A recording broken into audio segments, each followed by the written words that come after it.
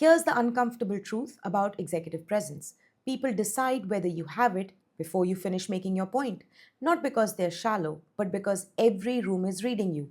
The way you enter, the way you pause, the way you handle interruption, the way you respond when challenged, the way you explain your work, the way you take up space, the way you give your opinion or dilute it before anyone else can. And this is why so many capable people get stuck. They're smart, they're prepared, they are reliable, they're doing the work.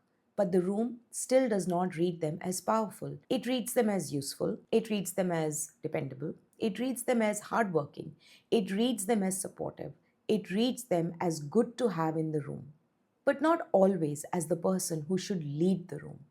That is the gap nobody talks about because most executive presence advice tells you become more confident. Speak louder, sit straighter, make eye contact, use fewer filler words, dress sharper.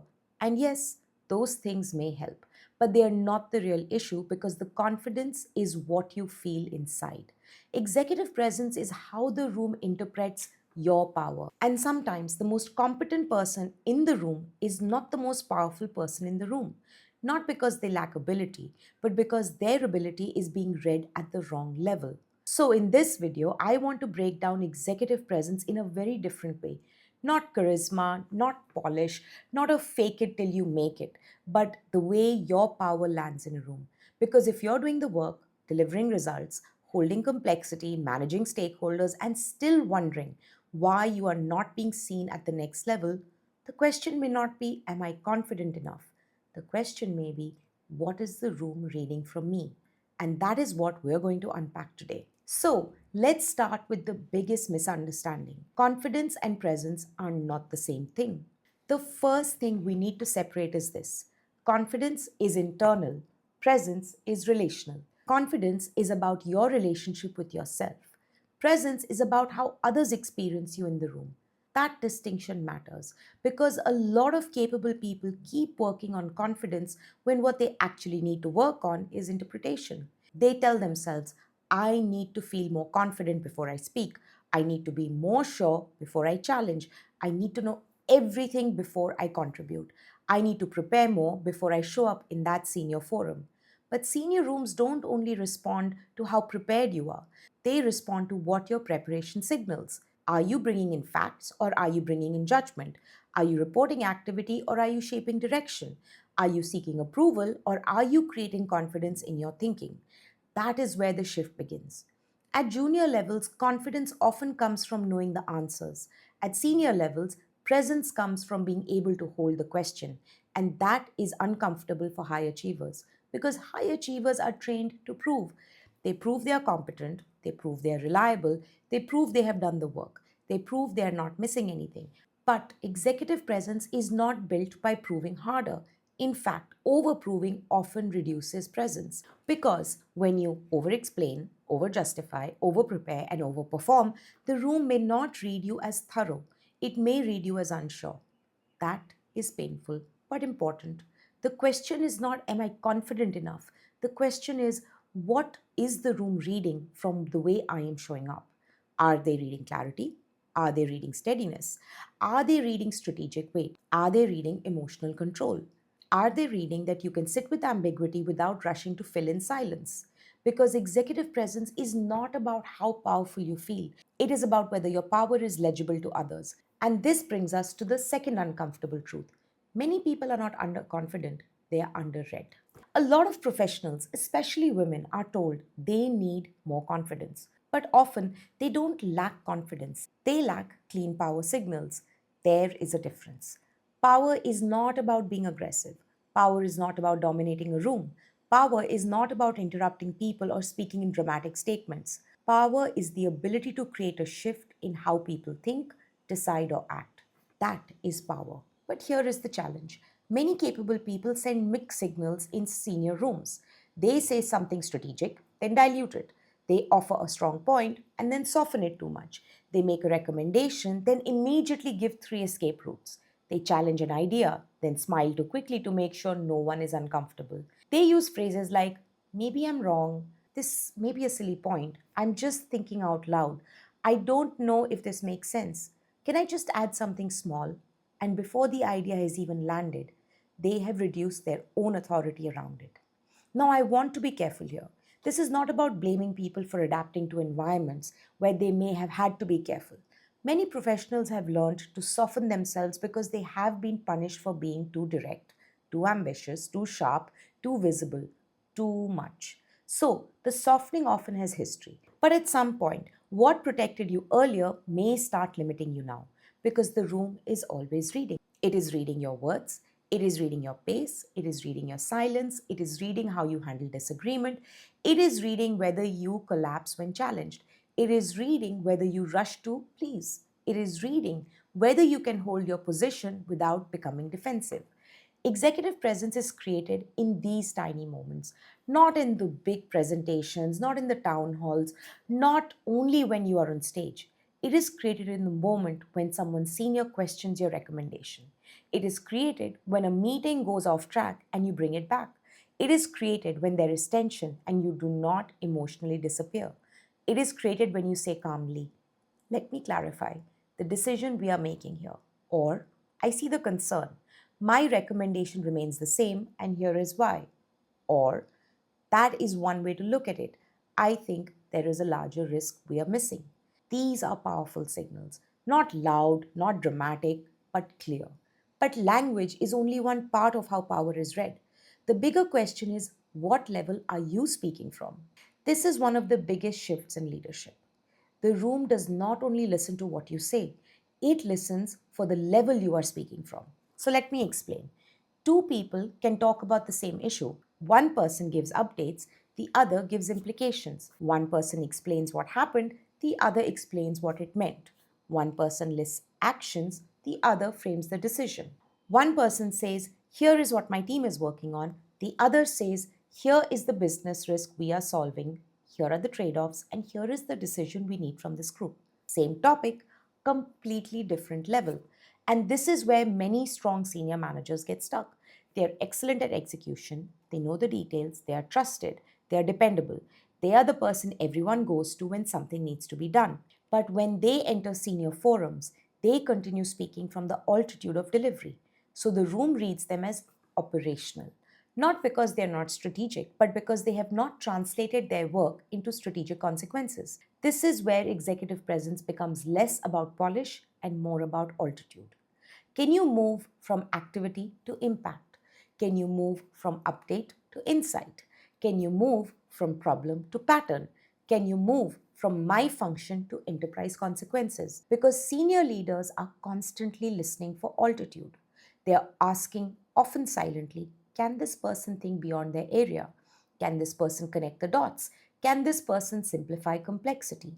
Can this person help us make better decisions? Can this person carry more weight? This is why someone can work incredibly hard and still not be seen as ready. The work may be strong, but the framing is too small. But when the framing is small, the room does not read scale, it reads effort. That is why one of the most important executive presence shift is this. Stop entering senior rooms to prove how much work has been done. Enter senior rooms to show how decisions get made. That is completely different energy because when you're trying to prove, you usually bring more information. But when you're trying to lead, you bring sharper interpretation. There is a difference between saying we have completed the employee engagement analysis and saying the engagement data is showing us a trust issue in two leadership layers. If we ignore this, it will show up in retention, manager credibility, and execution speed over the next 2 quarters. One is an update, the other is leadership judgment. One says, I did the work. The other says, I understand what this means for the business. That is the level shift. Now, once you start speaking at the right level, the next thing that the room reads is your emotional relationship with power. This is the part most people don't talk about. Executive presence is deeply emotional. Not emotional in the sense of being expressive or not expressive, but emotional in the sense of can people trust your nervous system in moments of pressure? Because rooms do not only read your words, they read your regulation. When the conversation gets tense, what happens to you? Do you speed up? Do you overtalk? Do you become overly agreeable? Do you become sharp? Do you withdraw? Do you start defending your point? Do you need everyone to approve before you can stay steady? This matters because leadership rooms carry tension. There are competing priorities, there are egos, there is ambiguity, there is invisible politics, there are decisions with consequences. And the higher you go, the less you are rewarded for simply being right. You are rewarded for being able to stay useful when things are unclear, uncomfortable, or contested. That is presence. Not being calm because nothing is happening, being steady when something is happening. This is why some people with very high confidence still do not create executive presence. They may be confident, but they are reactive. They may be smart, but they are easily triggered. They may be articulate, but they cannot hold disagreement. They may be ambitious, but they become visibly unsettled when challenged, and the room notices. Again, not always consciously, but it registers. Executive presence often sounds like, let's slow this down. Before we solve, let's define the real issue. I want to separate emotion from decision. I hear the concern. Let's look at the trade offs. We may not have perfect information, but we do have enough to choose a direction. These statements create containment. They tell the room, I'm not overwhelmed by the complexity here. And that is powerful because senior leadership is not just about having answers, it is about creating steadiness in the system. This is especially important for people who have built their success on responsiveness. Many high performers are fast, fast to reply, fast to rescue, fast to absorb, fast to say yes. But executive presence often requires a different rhythm, a slower rhythm, a more deliberate rhythm, a rhythm that says, I do not need to rush to prove value. The pause is not weakness, the pause is authority. And this is why presence is not only about communication, it is also about boundaries. Here is a line I want you to sit with. People read your power through what you allow, not just through what you say. If you allow every meeting to take your time, the room reads availability. If you allow your work to be constantly interrupted, the room reads lack of boundary. If you allow people to bypass you, the room reads optionality. If you allow yourself to be pulled into every execution detail, the room reads you as operational. If you allow your contribution to be reduced to support work, the room may stop reading you as a decision maker. This is uncomfortable because many capable people have been rewarded for being endlessly useful. They become the fixer, the dependable one, the one who absorbs, the one who makes things happen, the one who never lets the ball drop. And that identity feels powerful for a while until it becomes a trap. Because the more you become known as the person who can carry everything, the less people may see you as the person who should be choosing what gets carried. That is a very different level of power. Executive presence requires selectivity, not arrogance, selectivity. What do you engage with? What do you escalate? What do you let go of? What do you stop rescuing? What do you refuse to absorb? What conversations do you enter? What conversations do you redirect? What decisions do you own? What decisions do you stop pretending are yours? This is where presence becomes behavioral. Because people do not believe your power because you announce it, they believe it because your behavior is consistent with it. You cannot say you are strategic and then spend all your time buried in low value execution. You cannot say you are ready for the next level and keep waiting to be invited into decisions. You cannot say you want influence and then avoid tension. You cannot say you want visibility and then disappear when the room needs a point of view.